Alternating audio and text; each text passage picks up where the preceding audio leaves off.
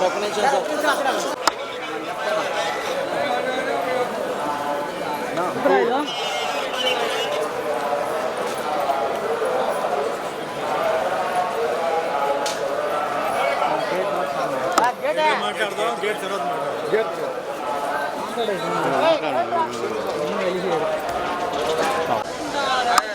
వచ్చాను ముఖ్యం నువ్వు కూడా వచ్చేది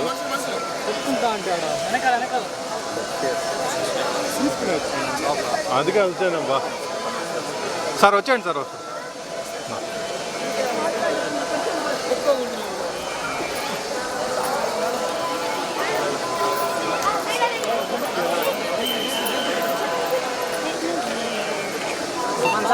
సార్ వాయిస్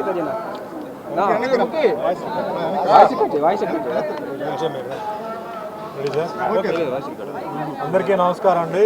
ఈరోజు తిరుమలలో దర్శనం అది ఒకటి. ముఖ్యంగా మా అభిమాని నారాయణ గౌడ్ ఈయన పుట్టినరోజు. ఆయన యూనివర్సిటీలో ఆయన పిహెచ్డి చేశారు. సో ఈరోజు బర్త్డే సార్ మీరు రండి అంటే ఆయన దర్శనం కూడా చేసుకుంటే ఆ పుణ్యం కూడా నాకు దొరికింది. సో ముందుగా మంచి అభిమానులు మాకు ఉన్నారు. ఇప్పుడు భాస్కర్ గారు ఉన్నారు. మంచి వ్యక్తులు నాకు దొరకడం జీవితంలో చాలా లక్కీని నేను చెప్పుకోవాలి. సో ఈరోజు దర్శనం అయిపోయిందండి. మళ్ళీ వేరే కొన్ని టెంపుల్స్ అలా ఎలాగే వచ్చాం కాబట్టి సో ఎలాగా కింద కూడా వెళ్ళి ఒక రౌండ్ వేసుకొని మళ్ళీ హైదరాబాద్కి వెళ్తున్నాను.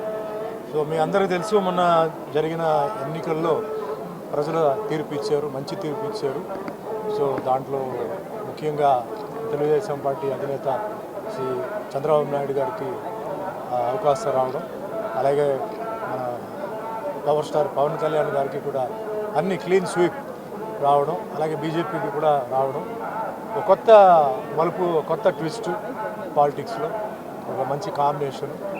ఇక్కడ ఏంటంటే మెయిన్గా 5 ఏళ్ళు వెనక్కి వెళ్ళిన ఏపీని మళ్ళీ ముందుకు తీసుకురావడం, నెక్స్ట్ 5 ఇయర్స్ తర్వాత జరగాల్సిన దానికి అన్నిటికీ ఫౌండేషన్ వేయడం, ఇవన్నీ చేయాలంటే చాలా హెర్క్యులియన్ టాస్క్ అండి.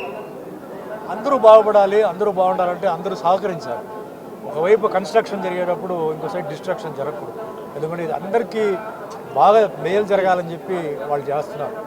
సో నా విజ్ఞాపన ఏంటంటే అది వ్యవసాయం, విద్య, వైద్య, మిగతా అన్ని విషయాల్లో ముఖ్యంగా వచ్చేసి ఫ్యాక్టరీస్. ఎందుకంటే ఎంప్లాయ్మెంట్ ప్రాబ్లం సాల్వ్ చేయాలంటే ఐటీ వాళ్ళైతే అది వేరే చదువుతో వస్తుంది. చదువు లేని వాళ్ళకి ఏంటంటే ఇండస్ట్రీస్ రావడం, ఎంప్లాయీస్కి చాలా ఇదవడం, ఆ విధంగా చేయాలి, బాగా జరగాలి.